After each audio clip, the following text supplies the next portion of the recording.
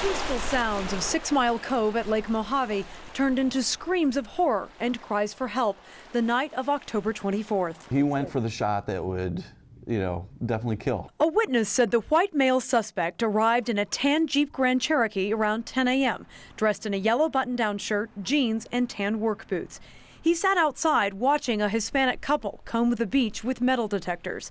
At dusk, police say he approached them, yelled an obscenity in English, then fired several shots at point-blank range. 42-year-old Rosa Castrejon died immediately, but her boyfriend, Leopoldo Cardenas, was struck in the back. He cried out for help, but no one came.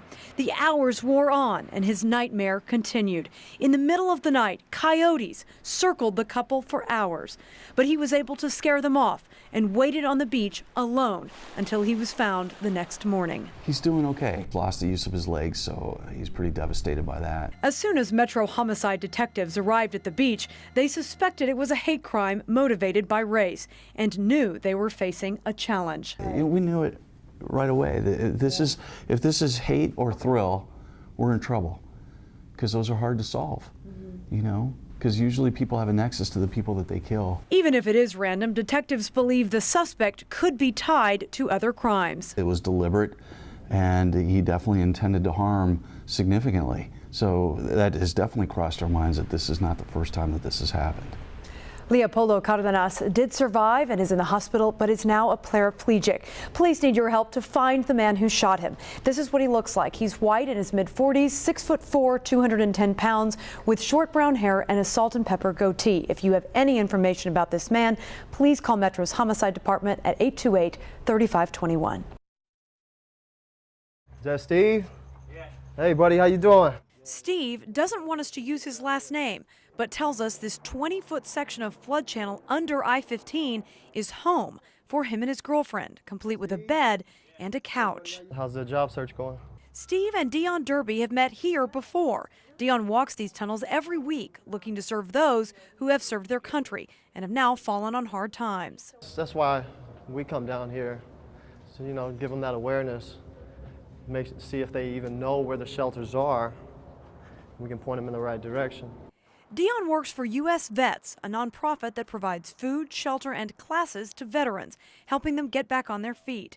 Many times, though, these tunnels are a road to nowhere. A lot of times it's just to keep coming back, try to build a rapport with them, have them get to know me, so that way, because they're turned off by a lot of these agencies. On this day, I walked the tunnels with Dion for hours. At first, our search came up empty, but then we headed to the I-15 Spring Mountain entrance ramp, just blocks from the Strip's ritziest resorts. This time, Dion finds what he's looking for. Are you a military veteran? Yeah. I'm from U.S. Vets. I'm not going over there either. No? Have you heard of us? Yeah. Can I leave you my card if you change your mind? Most days it happens just like this. Help is offered but not taken. Dion has been offering a helping hand for the last 5 years, and despite being turned away a lot of the time, he tells me he won't give up. It's very rewarding to see somebody who's been homeless for years to finally make that phone call. Dion, come get me. I'm ready. I'm like, wow, all this time. Yeah, that's what keeps me doing what I do. For Dion, persistence sometimes pays off. Once in a while, he's able to turn that no into a yes. Come on over, man. I can get you set up in our workforce program. You have access to the computers. We can help you submit resumes online, the whole nine. Get you clothes to go on interviews. It's a small victory for Dion, but he'll take them however he can get them. And when he goes home tonight, he knows one more vet is off Las Vegas's streets and headed towards a better tomorrow. Calvert Collins, Channel 8 Eyewitness News. You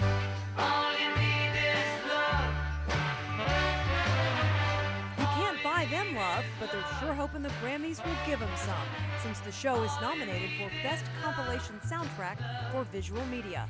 For an artist to get to do something like the Grammys is, it's one of those, dream come true. Which is also a little nerve-wracking. I want to just sort of burden myself inside myself and decide to be calm and do what I want to do. Alia Titarenko and David Gomez are two of the 26 cast members who will be performing the Beatles song, A Day in the Life, on stage at the Kodak Theater.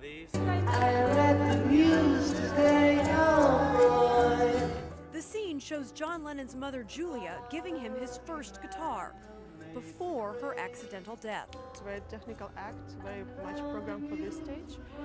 So it was quite a challenge to change the act for the new stage. They've had a month of hard days, nights, balancing their current 10 shows a week with extra rehearsals, plus trips back and forth to LA this week. Talk about hello, goodbye. I'm so tired. I just want to do it and just have it done. Fortunately for her, relief, excitement, and fame are in sight. We're representing Cirque.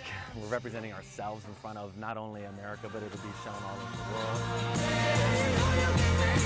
Collins, Channel 8 Eyewitness News.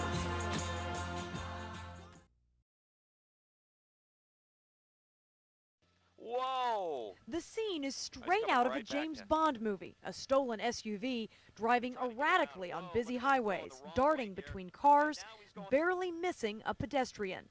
It started at 5:30 this morning. The people in that car broke into a minivan outside Kilroy's Bar and Grill at Flamingo and Grand Canyon. The bartender, he looked on the camera and saw that someone was backed up against my van, and then they bagged in and they bust my window and they took off, and he got the license plate number off, and he came back and he called Metro out. That's when the chase began, but Metro's cruisers held back.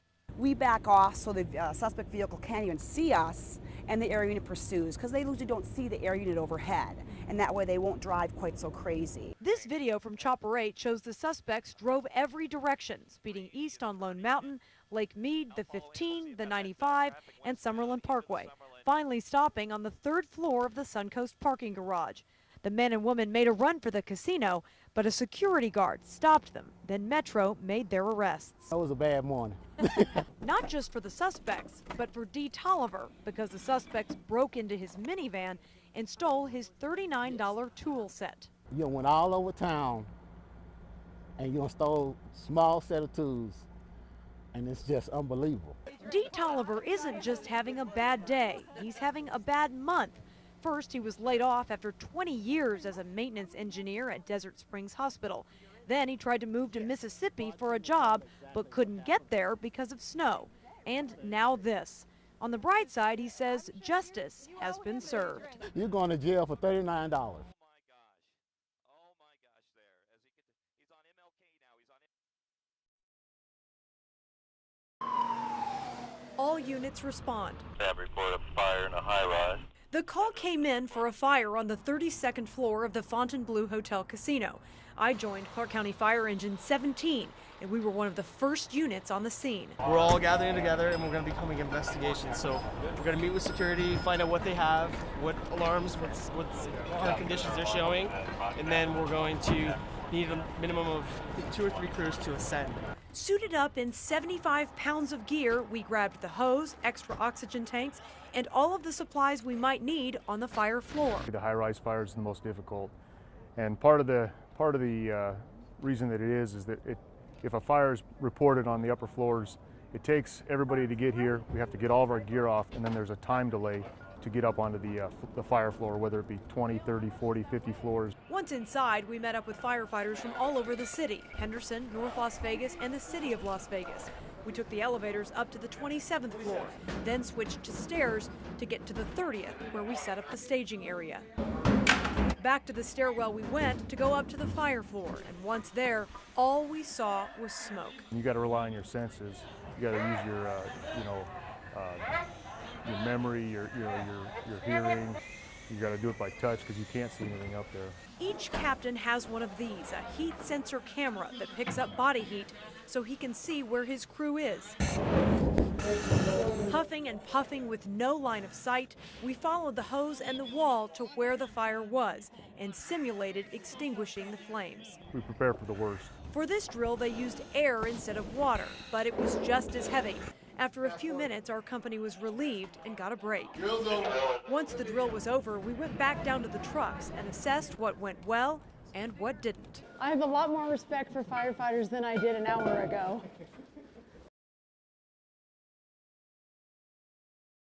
You've heard the saying, all that glitters is not gold, but in this case, it is. For every ton of this rock, there would be 30 ounces of gold. It's believed Nevada has 200 million ounces of gold in its reserves.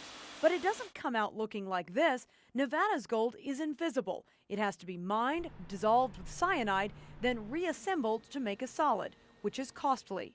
You're always looking at a trade-off between the price of gold and how much it actually costs to get the gold out of the ground and recover it. But with the price of gold at a record high, mining companies are working quickly to start digging in rural Nevada, which will boost the local and state economies. Mining is important to a number of our rural counties in terms of jobs and the wages that those jobs pay, as well as the overall economic impact on the rural communities. The largest mining companies pay 5% in county and state taxes, plus sales and property tax. So the more that's mined and sold, the more that should come back to the silver state. But it won't last forever. Gold in mining is counter-cyclical. So when the economy is down and gold prices are up, that's a good thing, but it's a boom and bust type of industry. I've lived through a couple of these cycles now. I've seen the price go up, I've seen the price come down. I guess the only thing that I'm sure of is that someday the price will come back down.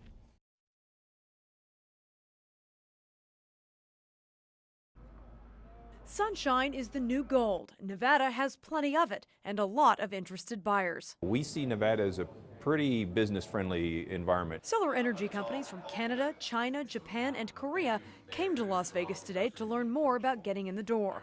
Last week, the U.S. Department of Interior named 5 sites in central and southern Nevada as perfect candidates to build solar projects on public land. In an environment like Las Vegas and Nevada desert, where you have such good solar installation, you can generate solar electricity at pretty much the same price as you can using a gas-fired turbine plant. Solar energy used to be expensive, but demand has gone up across the world for it, so the price per watt has plummeted from nearly $4 in 2008 to $1.10 now. However, the cost of building a mega plant with thousands of acres is far from cheap. A single project can be $300 million up to $600 million on the mega scale. JA Solar out of China is the world's largest solar cell manufacturer and would like Nevada to house its first U.S. plant. Henderson's economic development director would like to broker that deal. Where these solar or utility farms will be located will still be out in areas like in Tonopah or Boulder City, which is great.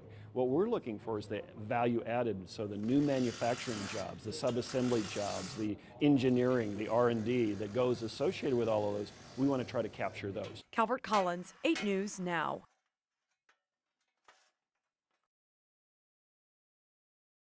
It's a luxury to be a volunteer.